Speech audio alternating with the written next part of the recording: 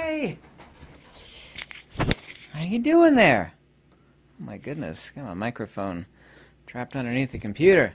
Hello! Everybody wanted to talk on this topic and live stream for the past several live streams, so I want to make a video about it.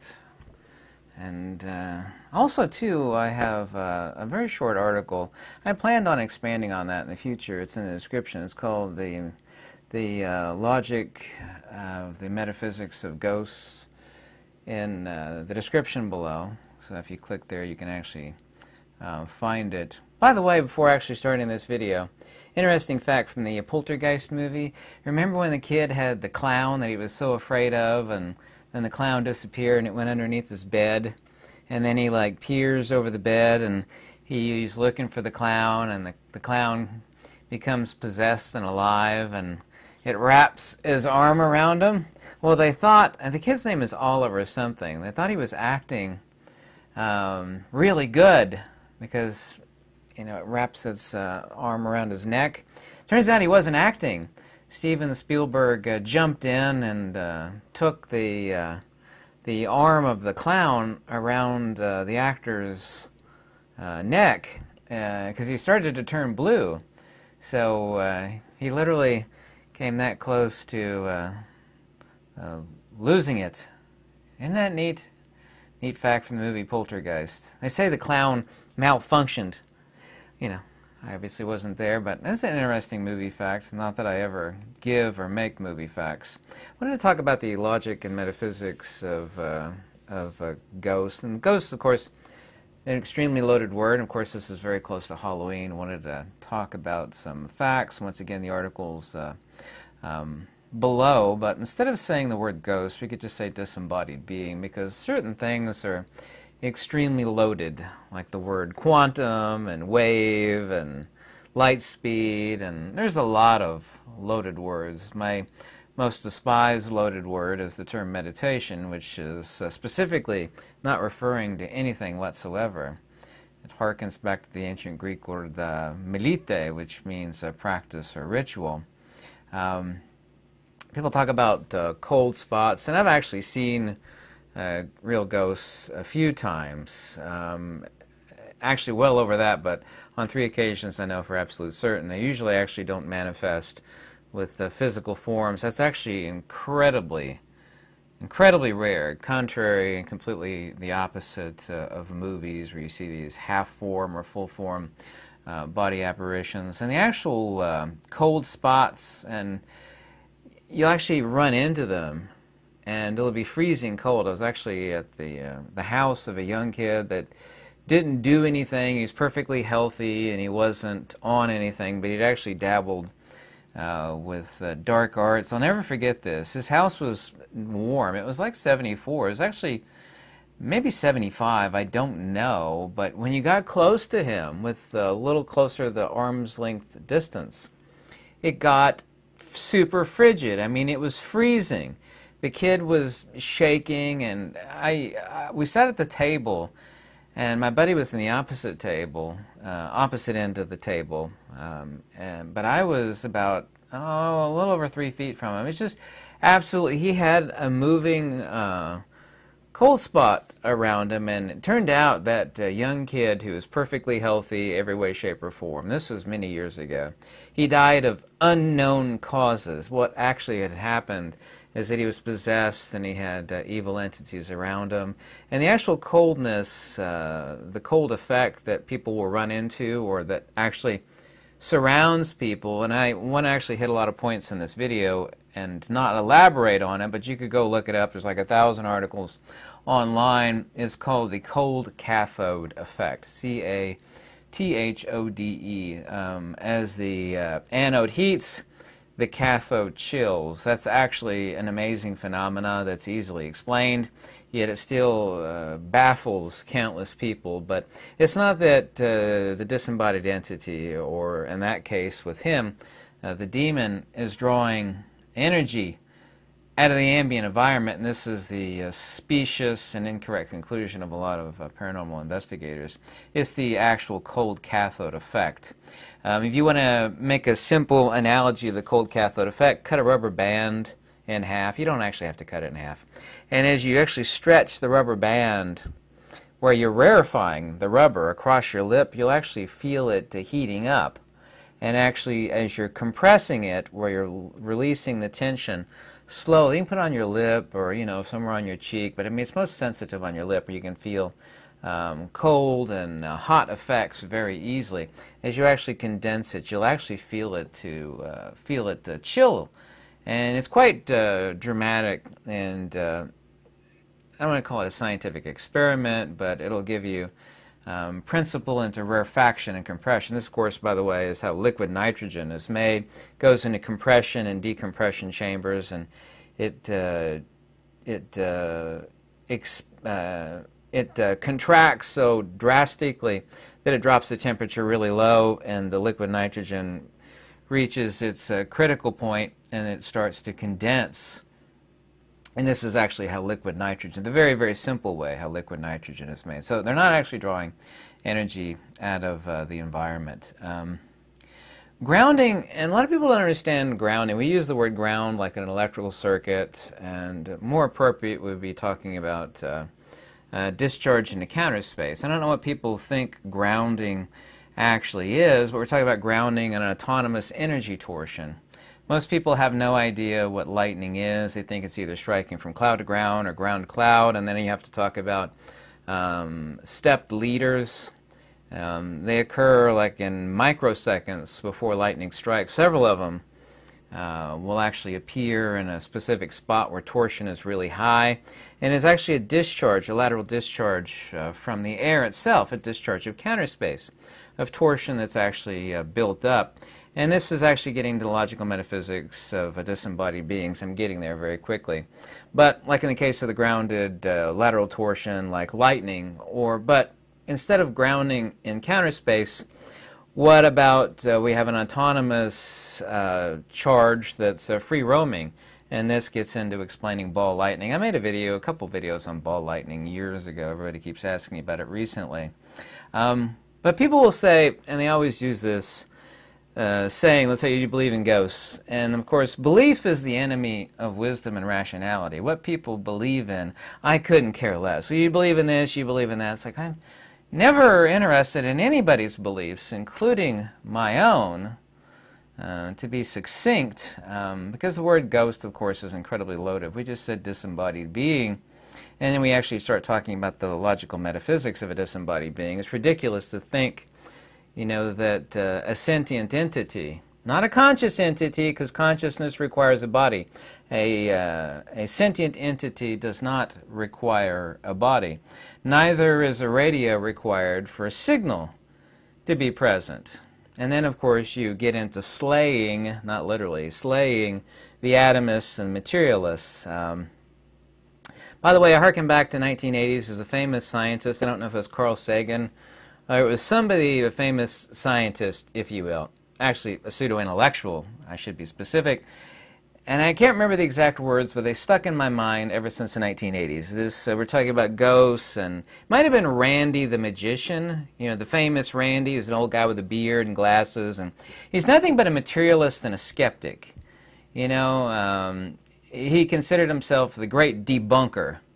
And, you know, there is a lot of bunk out there that required being debunked, but I think it was him, not Carl Sagan, that said that, in the future, in the very near future, scientists will, due to technology, this ideation of ghosts and whatnot, and specters and poltergeists, is all going to vanish because technology is going to show that this is poppycock. You know, cameras will be everywhere, and we'll see that this is just nonsense. I think it was Randy. The famous Randy is how he monikered himself. Not a bright person, might I point out. And it's good to be skeptical, but that only goes so far. You know, that the idea that if it's not demonstrable and objective and you can't hold it in your hand or you can't stick it underneath a microscope, it doesn't exist, which of course is insanely stupid. That's like saying you can't prove you love your mother or your brother or sister, then it doesn't exist because it's not objective and demonstrable. You know, the things that have built this entire society and world, love, hate, hope, fear, so on and so forth, are not objective and they're not demonstrable. But what happens relative to that 1980s pronouncement by either Carl Sagan, but I'm certain it was actually Randy, the magician, or the amazing Randy, they consider him the amazing debunker. The exact opposite happened. He died like about, I don't know, 8 or 9 years ago or something, maybe sooner. The exact opposite happened because of the incredible cheap price of trans-spectral video recording technology, forward-looking infrared, incredible gain recording devices, trans-spectral recording devices, broad-spectrum recording devices, ultraviolet recording spectrum devices, the laser dot mapping devices that would send out infrared, like tens of thousands of dots, and they would map things that no human eye could see. The exact opposite happened because the technology, just completely went rampant and cheap. Your average Joe Blow could go to these places that were known to be inhabited by non-visible entities, and you could see them and they would interact with them. So the exact opposite of his prediction happened. I really wanted to point that out. And I want to quote Nikola Tesla, and it's an important quote from him where he says, everything is energy, frequency, and vibration. Of course, vibration and frequency is, of course, embodiment. But it is not only embodiment, it's the principle of suffering, whether one is alive or not. Modulation has nothing to do with what comes out of the speaker of this. And 100% of the world, by the way, just think about this for a second, thinks that what comes out of this speaker is no different than the signal. The signal is everywhere and nowhere. I can't put my hands on it. It's everywhere and nowhere. Yeah? Let's not get into the broadcast station. That's taking the analogy too far. But, ooh. I had a rock move over there. Kind of spooked me. I was like, did you hear that rock move over there? It actually jumped up and it kind of lifted off. I'm pretty sure that was just me hitting the table, though. We'll never know, though, will we? But the broadcast that actually comes out of the speakers, the interpolation of analog digital converters, the apprehension due to the vibration, which vibration or frequency is a reference, of course, to the wavelength, which, of course, is a vibration, i.e. an energy circuit. This is no different whether one is embodied or disembodied. You want the true, genuine, metaphysical, rational, logical definition of hell. It's the same sentient or insentient, i.e. disembodied. Desires, fears, trepidations, so on and so forth, whether one is embodied or not. And that's what keeps these entities. Basically, most of you probably have never had a record player. Where a record has got a little damage and the needle keeps skipping over the same spot over and over again, skipping. It takes about 5 seconds to annoy the living Hades out of you. Imagine that actually happening to a disembodied sentient entity due to their desires, their ignorance, which is no different than talking about frequency of vibration. I will point out the salient point that all forms of logical metaphysics speak of transcendence and liberation to be the removal of modulation. Yoga chitta vritti niroda, the subjugation of spiritual perturbations. Chitta vritti niroda. Vritti means perturbation or disturbance, no different than saying frequency. So these sentient or conscious perturbations, vibrations, energy, frequencies, wavelengths, these are all euphemisms for one and the same thing, are not contingent upon embodiment. They're both pre-embodiment, embodiment, and post-embodiment. Yeah? Let's not use the word ghost, because the word ghost is so loaded. Everybody uses, I don't believe in ghosts. So good. I don't believe you love your mother. Where's I love my mother? Well, prove it to me. Well, I do love her. I bring her cake every birthday, and I give her a hug every week. Yeah, no, you got to put it in my hand here. I don't believe it. Unless you can stick it in my hand, I can put it in. Well, I can't prove it. It's real, right? Yeah. So, your argument doesn't make any sense. You're just as stupid as thinking that I'm going to destroy, like if you took a radio to a person 200 years ago and they hated the music or the sound that's coming out of the speaker. Well, I'm going to wreck that. I'm tired of hearing it. Took a rock to the radio, right? Well, you did nothing to the signal, did you? To deny a disembodied being, or what is euphemistically referred to as ghosts, is as stupid, as ignorant, as unintelligent as thinking that you're going to do anything to the signal by smashing the radio or taking out the battery. I ended it! No, you ended the conscious entity, you know, due to whatever reason Bob, Sue, Larry is no more. But that sentient entity and the frequency, vibration, perturbation, modulation still exist. You know, and without that, i.e. The removal of that, then of course embodiment and the principle that drives embodiment still exists as the sentient entity, which is now disembodied, is perpetuated. It eventually does extinguish itself, but then you have to talk about polygenesis. We're not talking about reincarnation, though. Embodiment, think about this. Modulation and frequency, perturbation, spiritual perturbation is embodiment. But embodiment doesn't require a body.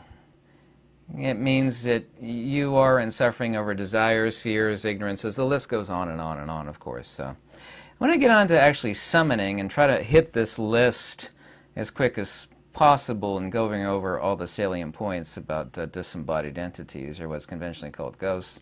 There's summoning, which is bad. You know, you're not going to run into any good people down on death row in any jail. We have any argument here? No, we don't. Talking to, so you're nobody in the room. You know something's going on, you're talking to it. You're summoning it. Yeah? These are different attributes. There's a long laundry list of summoning. I'm going to go over a short list of summoning. These are the primary salients of summoning, where you can take something bad that's going on, you know, for whatever reason, due to location, so on and so forth, that you're summoning, you're taking something bad, not good for you, never has been good for anybody, and you're making it worse. You're stirring up the pot, if you will. You're talking to it, yeah? Kind of like children. You know, children should be seen but not heard. The same goes true with these disembodied beings, which are extremely ignorant and worse, and I'll actually go over the different modalities of those, and they're all just one and the same thing. They're different types of people. Angelic people, super evil people. It's ridiculous to have different names for disembodied beings. You're talking to it. You're creating drama, either about yourself or other people in the house. They feed off of drama. It actually it's like blaring a loudspeaker in an apartment complex and pissing off your neighbor. They love drama, they hate drama. They either love it or hate it or both. Either way, the net result is the same. Whether you move something away or you move it closer, you make it angry, or you actually please it, you're still causing the same issue. Emotions and drama. Disturbing what they're attached to. This always occurs. Oh, well, we knew there was some stuff going on in the house, and all of a sudden we started to remodel the house, and it got really worse.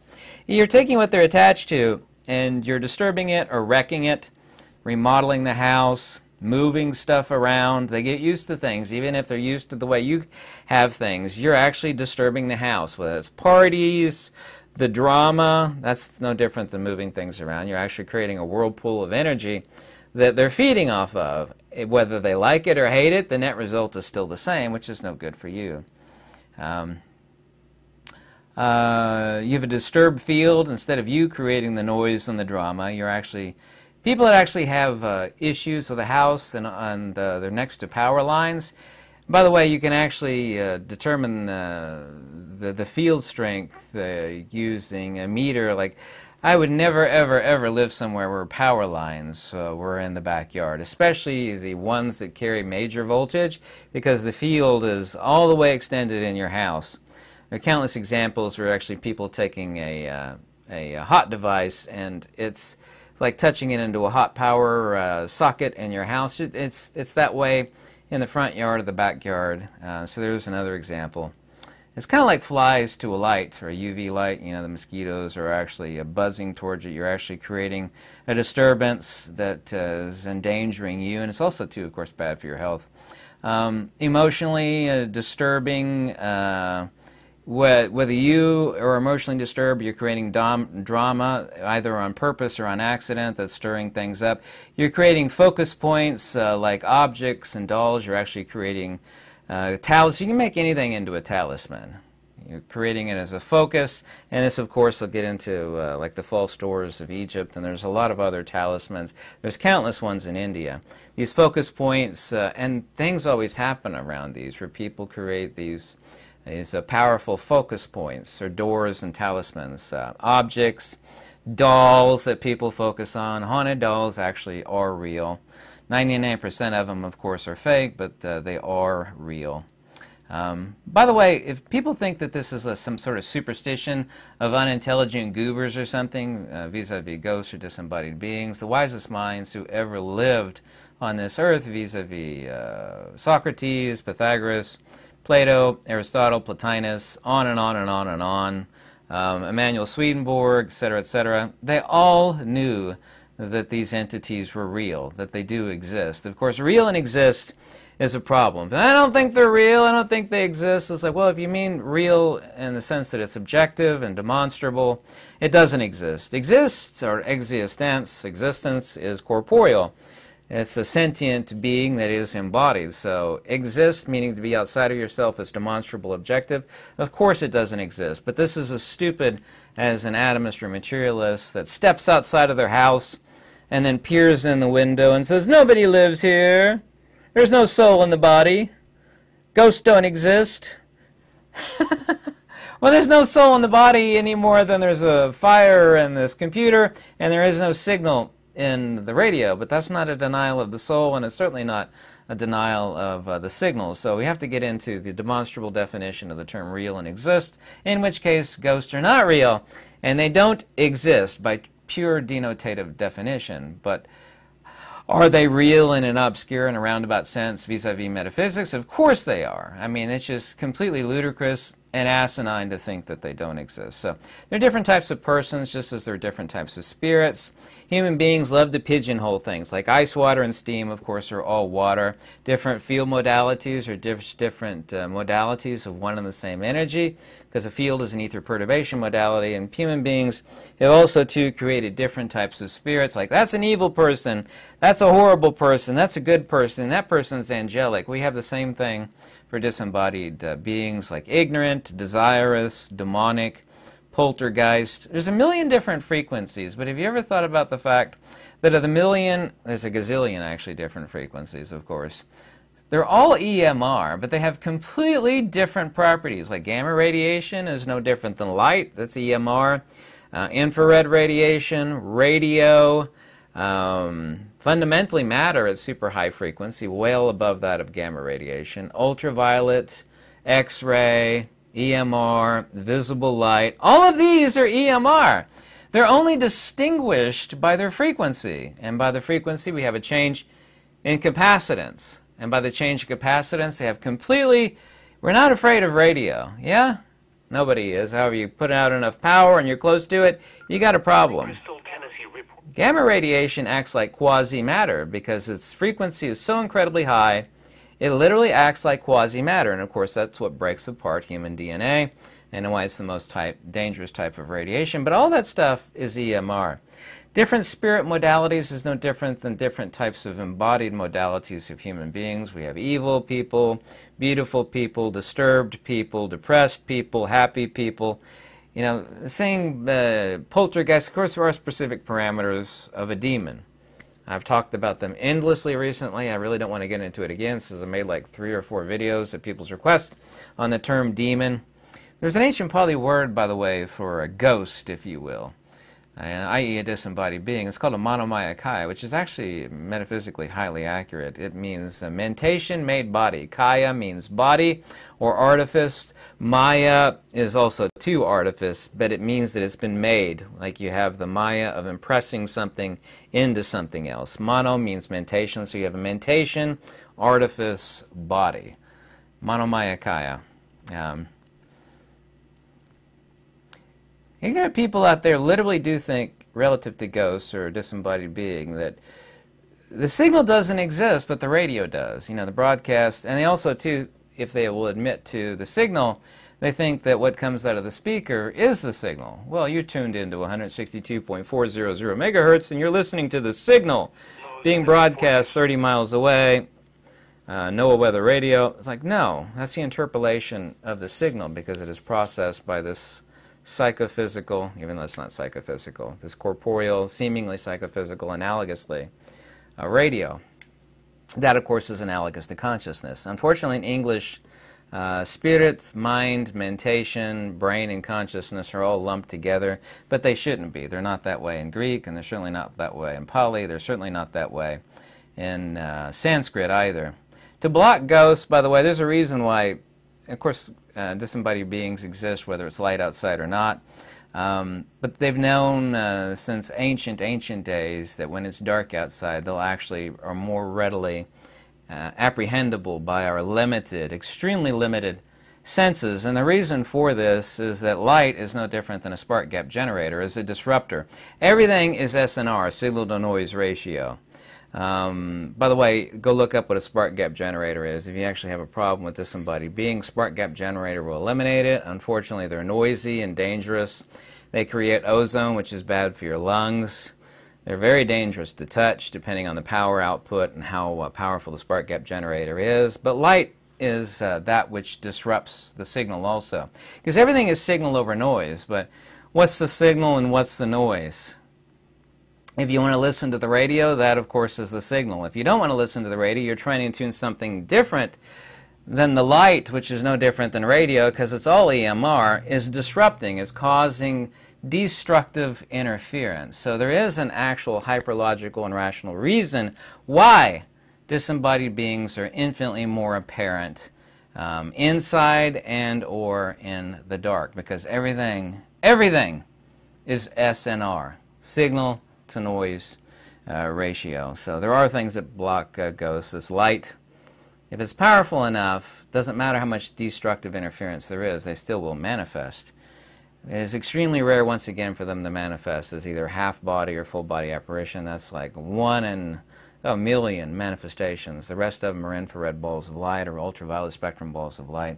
And they are, of course, manifesting cold cathode effect. I don't want to get into explaining that here because I have a limited time, but look up cold cathode effect. The false doors of Egypt are no different than Ouija boards. These are actually used for conjuring from counter space, from the ground. You can say underverse, parallel universe, subspace, zero-point energy. I don't really care. Mother Nature certainly doesn't care. These are, of course, dangerous. There is no good people to talk to down on death row, and there is nothing positive gained by people that play around with fire. As the old Chinese saying, what was it? No, it was, I forget, it was the Chinese character that used to be in the movies, they don't play anymore. He said, rooster who stick head and lawnmower end and stew. That was Charlie Chan. Playing with fire. From Socrates' Phaedo 81D, these souls wander about until at last, through craving for the corporeal, which has unceasingly pursued them by means of their ignorances and desires, they are imprisoned once again more in a body. This, of course, is implied polygenesis. Socrates' Phaedo 80E, if it releases the soul, is pure and carries on with no contamination of the body by means of desire and ignorance thereof, because it is never willingly and desirously associated with the body and life. It means it has moved on permanently. I can actually quote some other passages from the Phaedo here of Socrates. The corporeal, of course, is heavy, oppressive, earthly, visible, so the soul, which is tainted by its present, is weighed down and dragged back into this visible world. On and on. You can actually look up regarding disembodied beings from Socrates in the Phaedo. There's a few in the Republic. But once again, the wisest minds on earth, way, way wiser than you are collectively. I mean, they would never deny something as logical and rational. What people believe in, once again, belief is the enemy of wisdom. Belief is not important. What is logical, rational, and obvious is demonstrable, but is not objectively demonstrable. And this, of course, is the reason for metaphysics. So I hope you enjoyed this video. I tried to compact a lot of stuff really closely, and that article I wrote on ghosts is in the description below. I hope you have a lovely weekend. Lux e Veritas.